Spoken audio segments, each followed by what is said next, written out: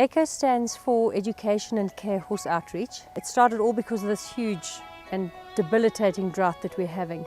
Huge areas of the country had absolutely no water, no food, and were in dire straits. And in fact, the first people to do something about it were Karen Keller and Robin Wilkinson. They got in their buckies and 2 berths and took a whole lot of water down to the Free State, where they discovered that there was a huge need for water. Since then, Robin has been coordinating all the different areas and finding out where the greatest need is. And a lot of people, I must say, a lot of people have come to the party and have been so generous in donating time, money, water to this effort. We started in about February.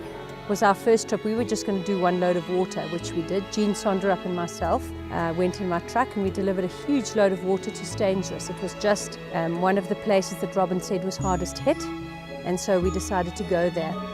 And after we'd been once, of course, we realized we should go again, and the next time we actually took water and grass, and this time Ursula and Craig Waring brought their truck, and they also did a big trip.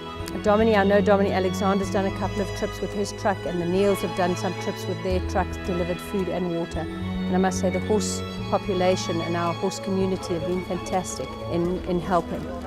The third trip that we did, when we took water and grass, they obviously saw the horses on my truck and decided to bring all their horses.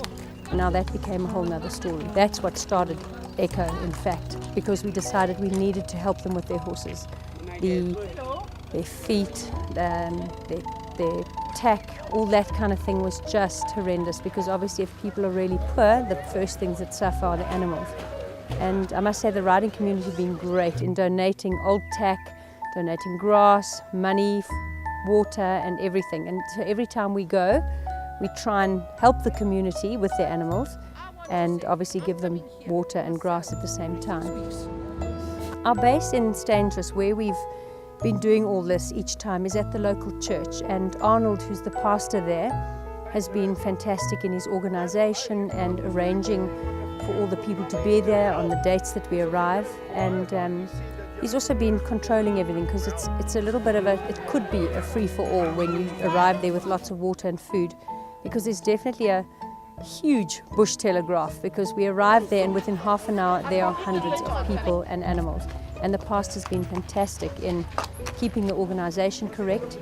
And every time that we come, he gathers everybody together and we all say a prayer. And it's a really good thing that people give thanks for what they're receiving. Dear Father God, we thank you for everything you're doing for us.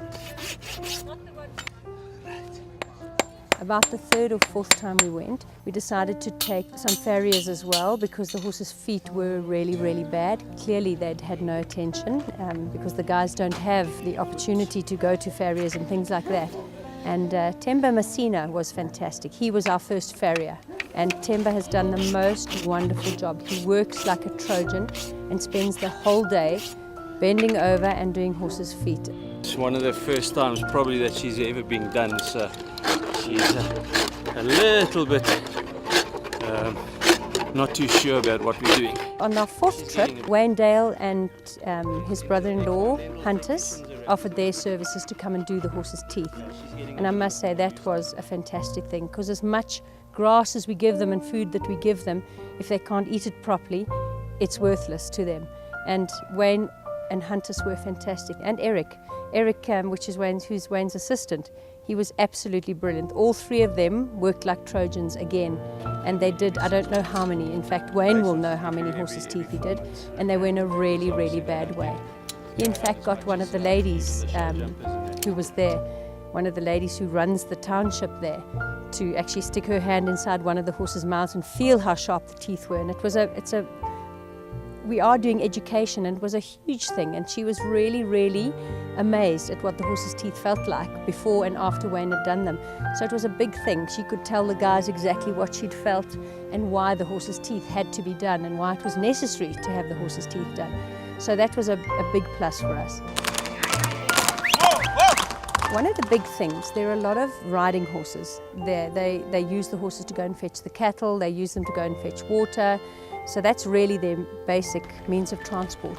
So a lot of the horses are pulling carts and little carriages and things like that. And one of the biggest problems we found was harnesses. The harnesses are made from wire and string and bits of rope. And our biggest problem was sores on the horses' backs, on their necks and on their backs from where the harnesses rub them. So we've taken a lot of girths, stirrup leathers, old trucking boots, everything, anything for padding and everything for sort of like broader straps to pull these carts, because obviously the carts are very heavy and they get the horses to work really hard.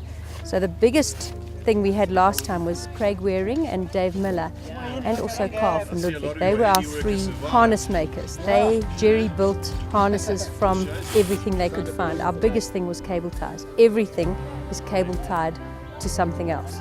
And they made some fantastic harnesses for these horses. And I'm sure it made a huge difference to them. You could just see the way the cart sat and the broad surface area that helped them. Each time we go, there's more of an improvement. We in fact rewarded one guy this time, a very nice guy with a lovely horse, oldish grey mare, who we didn't find one tick on the horse this time, whereas the ticks have been a huge, huge problem. The horses are just covered in ticks. And we started the first trip by giving them tick grease. Swabeck very kindly sponsored buckets and buckets of tick grease. We give them tick grease and we de-tick the horses and we put the grease on them while we're there. And there's been a huge improvement in the number of ticks we've seen. Okay, when he's eating, he can't chew properly and swallow the food. A big proportion of the people that we're helping that really want to learn and that are keen to learn. You're always going to get the ones that don't care, but we've seen a huge, huge improvement in the horses. He's going like so. This last time we went, we saw a lot more dogs, probably about 45, 50 dogs. Everyone brought their dogs. We did deworming. We had a lot of dog food, which Kerry van Ludwig found for us. She'd got that donated. And lots of tick dip and tick powders and things like that. Most of the dogs were on pieces of string, so from all the extra tack that we had, martingales and headpieces, we made nice leather collars for all the dogs, so at least they had a broad collar instead of a piece of string around their necks. Some of the dogs looked good, some of the dogs were very, very thin, but we dewormed all of them. And you can see that most of the dogs generally are really happy with their owners. A lot of lurcher, cross greyhound type dogs that they've got there. Obviously they're all hunting dogs. And I must say it was good to see all the dogs this time as well. And obviously they are trusting us with their animals and bringing more and more for us to see. So the more we get exposed to them, the more we can help. So Mike and Colleen and Michaela Demain came up with an idea of giving each horse a passport, which is fantastic. They've done a wonderful job. Each horse has got its picture, its name, its owner, and exactly what we've done and what we've treated them with. So when they got shoes, when they were dewormed, etc. Because it's all very well going back every 6 weeks, but to try and remember, you know, when we're seeing 60, 70 horses at a time, you can't remember who you've treated and who you haven't. So the passport has become a great help to see exactly who's had what and where we go from here.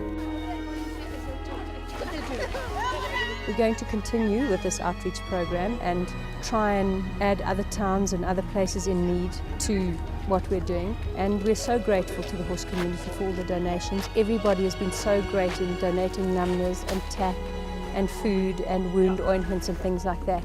And we will continue to need all that kind of stuff. So anyone who would like to donate anything or to help in any way, we love to have people on the ground to come and help us. But any donations, anything like that, you can speak to us at Equifox, myself, or Jean Sonderup, or Ursula Waring. And if you want to send emails to find out what to do, you can send them to info@equifox.co.za.